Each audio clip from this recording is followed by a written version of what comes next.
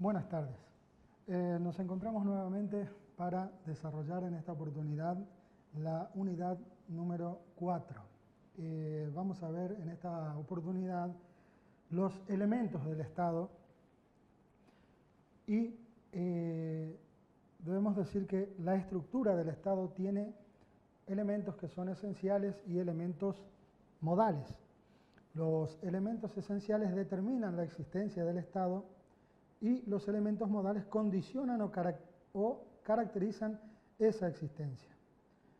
Ahora, como elementos esenciales de la estructura del Estado, es decir, deben estar presentes para que hablemos de la presencia de Estado, el territorio, la población, el poder y el derecho.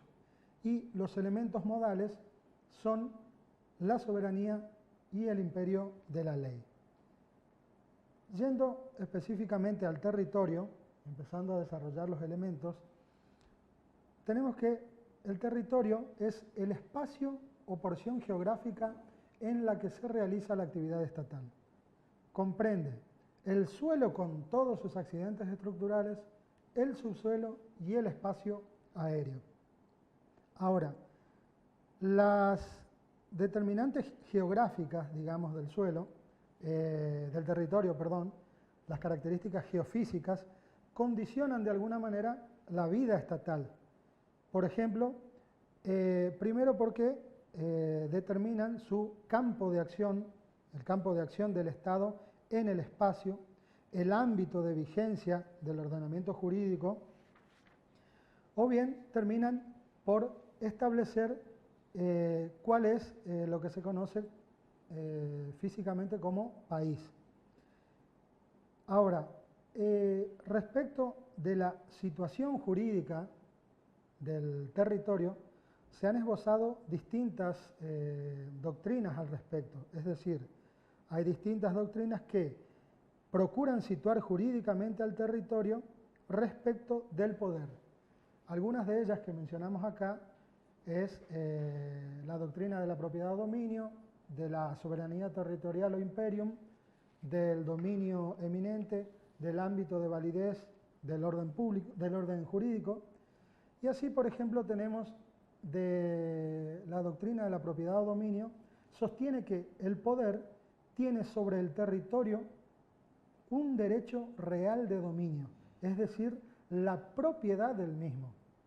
En contraposición, por ejemplo, la doctrina de la soberanía territorial o imperium sostiene que la relación del poder con el territorio no es en ningún caso de dominio, sino de imperium, y se ejerce no directamente sobre el territorio, sino sobre los habitantes.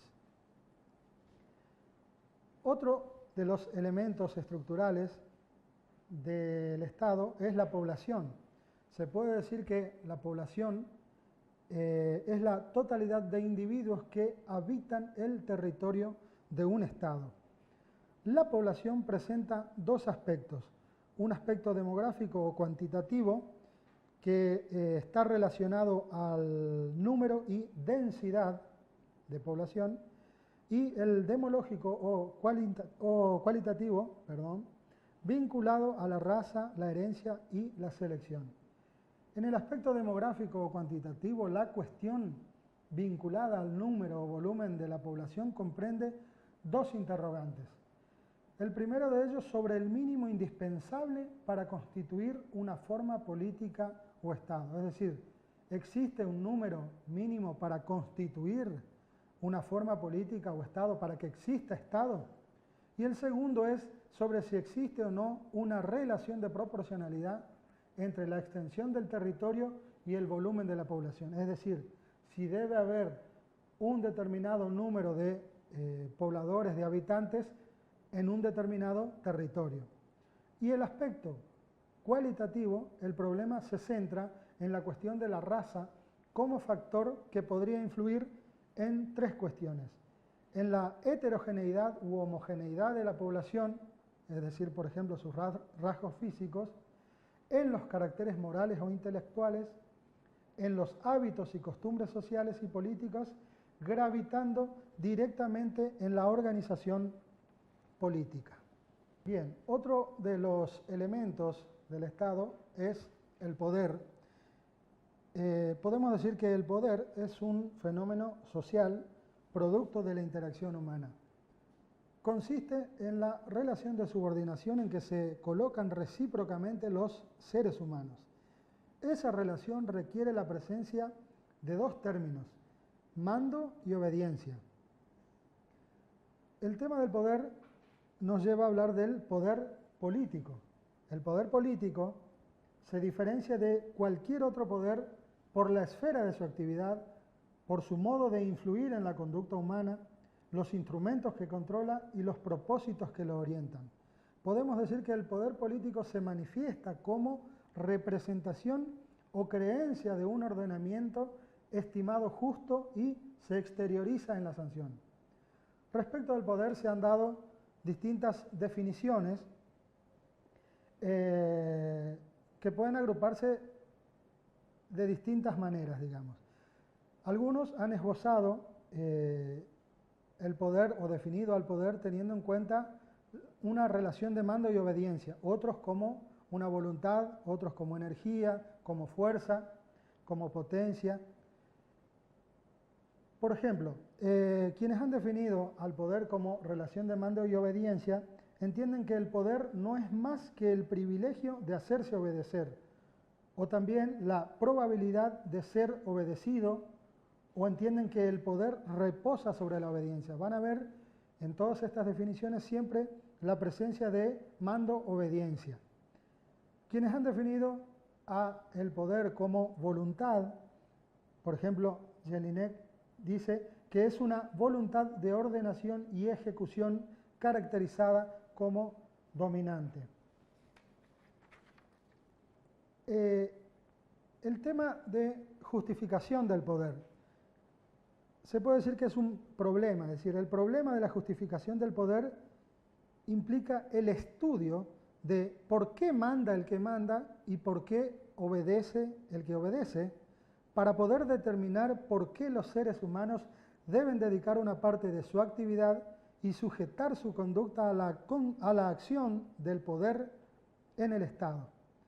Y este tema está en conexión con otro problema, digamos, que se encuentran vinculados con la finalidad de la organización política y la legitimidad de la autoridad como encarnación del poder en el Estado. Y ahí es donde surgen las doctrinas que podemos identificarlas como actuales y las tradicionales. Dentro de estas doctrinas actuales están aquellas que intentan justificar al poder por su función, otras por el derecho y otras por la obediencia. Quienes intentan justificar el poder por su función entienden que el poder solo puede justificarse en términos de lo que trate de hacer. Se justifica por cuanto asegura, con el menor sacrificio posible, la máxima satisfacción de las necesidades humanas. Quienes justifican el poder por el derecho señalan que todo poder vive de su justificación y que la misma no puede fundarse en su función de organizar la cooperación social territorial. El Estado se justifica como organización necesaria para asegurar el derecho en una determinada etapa de su evolución, y el poder se justifica como instancia de decisión que realiza la certeza de sentido del derecho. Quienes intentan justificar el poder por la obediencia entienden que parten de la premisa de que la obediencia constituye la esencia del poder. Ahora bien, dentro de las llamadas doctrinas tradicionales tenemos la doctrina religiosa que se basa en el supuesto de que todo poder proviene de Dios. La doctrina de la fuerza, esta doctrina concibe al poder como una relación de dominio de los fuertes sobre los débiles. Las doctrinas jurídicas tienen como base la consideración del Estado como producto del derecho, justificando el poder como institución derivada del derecho de familia, del derecho patrimonial y del derecho contractual. La doctrina por último, perdón, psicológico-moral, estas doctrinas consideran que son determinantes psicológicos y morales los que hacen que el hombre viva en sociedad. Ahora, existen también las llamadas doctrinas negativas, que podemos identificarlas en dos grupos, digamos, el marxismo y el anarquismo. El marxismo sostiene que el Estado, en cuanto organización del poder, se extinguirá. Es decir, el marxismo sostiene que el Estado no representa a la sociedad, sino a la clase dominante y a los poseedores de los medios de producción, y sirve de instrumento al mantenimiento de la explotación de una clase por otra, lo que va a conllevar a la extinción del Estado. Y el anarquismo considera al Estado como una ficción que encubre la opresión por la fuerza de una minoría sobre una mayoría, cuya supresión liberará a la sociedad de la desigualdad y la injusticia. Otro elemento, la soberanía. La soberanía es un elemento modal de la estructura dinámica de la forma política moderna. Cualifica el poder y determina sus relaciones con el Estado y los restantes elementos de la estructura. La soberanía se encuentra relacionada con el imperio de la ley. Se deposita en el poder político a fin de que éste, mediante su actividad, asegure el imperio de la ley. El concepto de soberanía nace como consecuencia de la lucha de la realeza francesa con el imperio y el papado por un lado, por una parte, y con el feudalismo o la feudalidad por la otra.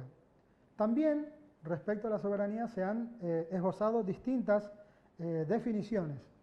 Por mencionar algunas, digamos, de Jelinek, por ejemplo, concibe a la soberanía como la capacidad de determinarse el Estado a sí mismo desde el punto de vista jurídico. O Rousseau, que entiende como el ejercicio de la voluntad general. En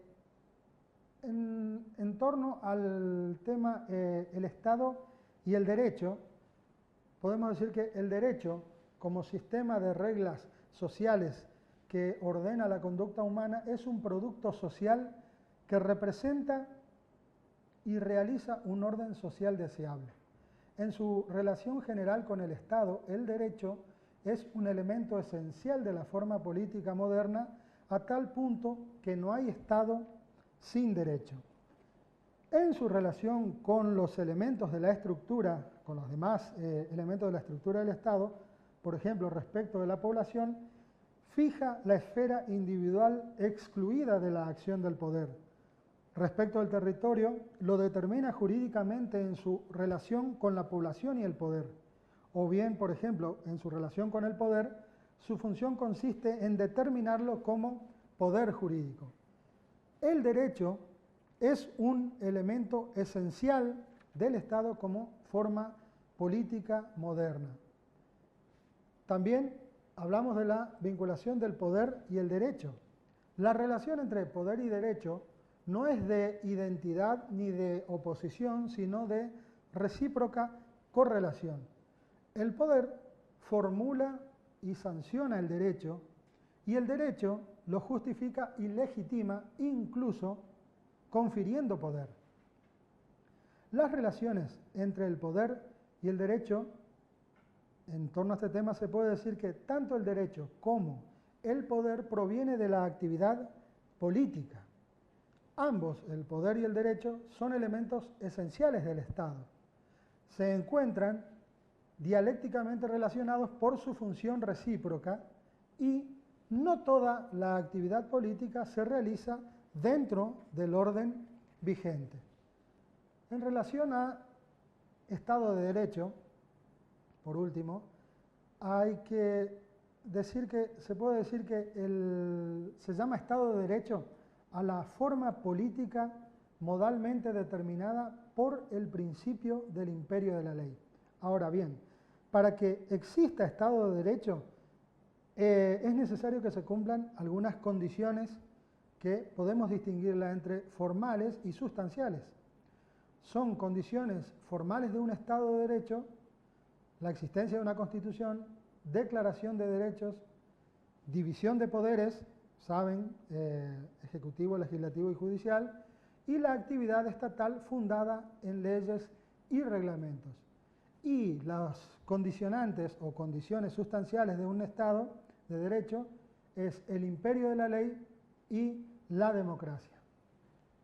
Y ahora sí, entonces, damos por finalizada esta unidad número 4, reiterando que deben recurrir a la bibliografía que recomienda la cátedra, y nos volvemos a encontrar entonces en la próxima unidad. Hasta luego.